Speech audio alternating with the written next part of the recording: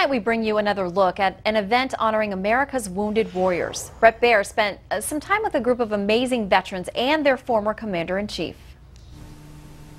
The Big Bend area of southwest Texas, a desert landscape of endless vistas framed by mountains and towering buttes. A place where temperatures can soar well above 100 degrees by day and plunge to near freezing at night. It was on this unforgiving ground that 14 wounded veterans of the wars in Afghanistan and Iraq waited for their former commander-in-chief to take part in the Warrior 100K bike ride. Your soldiers finally coming home.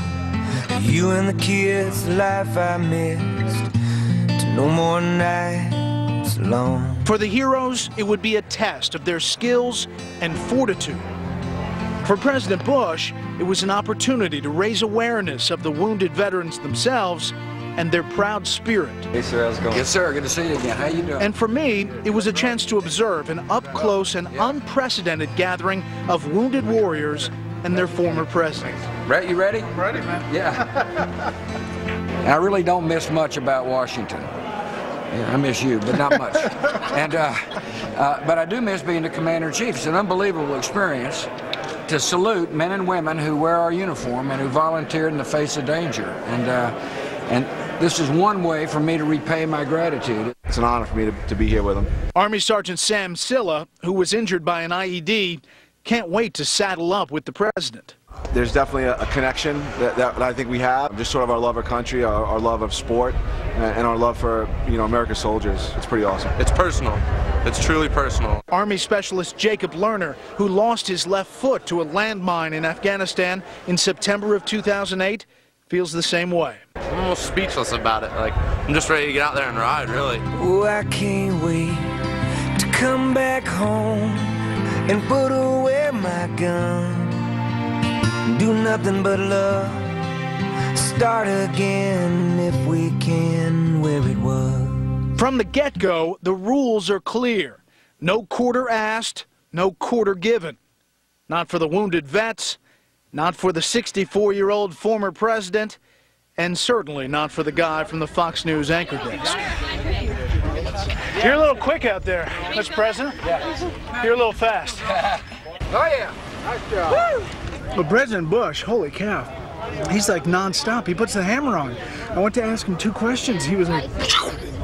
I must confess, you beat expectations. It must have been pretty low. Yes, they were. The vets exceeded expectations, too. Riding out front, right behind me, was a special operator who lost his leg. That special operator is Chris Self, who was injured in a firefight in Iraq. I said, you're not breathing very hard. He said, well, I got an advantage on you. I said, why? He said, I got up and ran 6 miles this morning. So not only did he just ride for over an hour in pretty tough terrain, he'd already run 6 miles. It is amazing. The president, he's an animal. He can you see, I don't think anybody understands how a 60-plus-year-old man can ride until they get out here and ride with him. But the 12-mile ride of day 1 was a cakewalk compared to the 30-mile endurance test of day 2.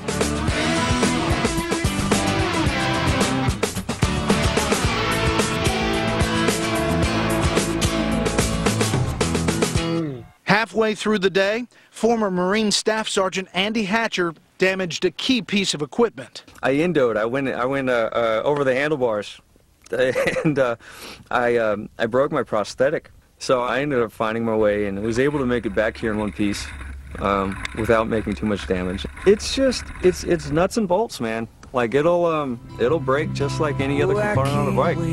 And it's funny, you'd think that this thing would be more resilient than an actual body part, but that's absolutely the opposite of the case. You're right, Andy. He'd met Bush before at the Bethesda Naval Hospital. While there, the president awarded him his Purple Heart. It was fantastic. It was an emotional time.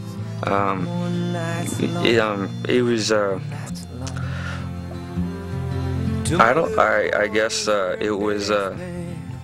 It was one of the highlights of my life. As the pack crosses the second day's finish line, it's clear the former president and the vets are having the time of their lives. That's what I'm talking about.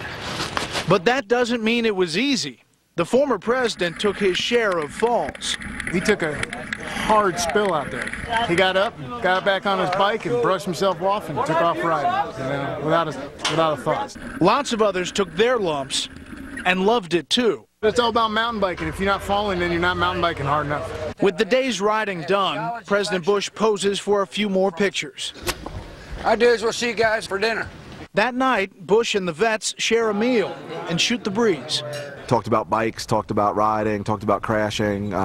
We talked politics last night. You know, it was just like I would do with any of my buddies. He gave me the nickname Big Boy, all because I had some ribs.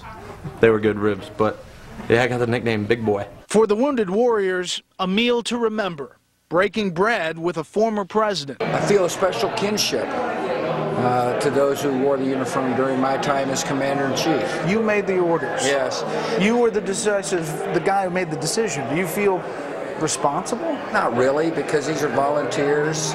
I mean, obviously, if I didn't think the cause was worth it, I wouldn't have asked them to go into harm's way. All of them did so willingly, at least the ones here did. I decided to join the military. I put myself in that situation. Army Specialist Juan Carlos Hernandez lost a leg when his helicopter was hit by a rocket-propelled grenade in Afghanistan. I made that decision, and I have nobody to blame, you know, for losing my leg or for any other injuries that happened to me. I bear no guilt. I do know I have a responsibility to honor them and support them, and for the rest of my life I will. I mean, we were in a great adventure together for the sake of peace, and I will never forget their sacrifice. Day 3, the Warriors prepare to face another 12 miles of unforgiving trails. I'm running on empty today. The last 2 days have been pretty challenging, to say the least. President Bush and the vets took off bright and early. At the end, it was clear 3 days of hard riding had taken a toll. It was tough. It wasn't, you know, leisurely cruise in your state park. The leg wasn't fitting right, and it cut into the back of my leg. And after 3 days of hardcore riding, it just got to me. But Army Specialist Lerner wouldn't have it any other way. This is a challenge. This is a race. This is exactly how we want it. I don't want him to, you know, sit next to me and ride next to me because I'm going slow. No. Finally, the road ended. But for these brave veterans and for countless other vets, the road of their changed lives stretches ahead still. I don't want it to be over. It is, but as bad as the riding was and stuff, I don't want it to be over. The time in heaven is over. Now I get to go back and go back to reality. It's definitely going to be one of those stories I'm going to be able to tell my grandchildren, and they'll be able to tell their grandchildren. I'll cherish this event for the rest of my life. And I'm sure somebody out there in our country saying my life is miserable, why me? And I hope they take a look at one of these vets and say, hey, if that person can do it, I can overcome that difficulty. You soldiers finally coming home. True heroes.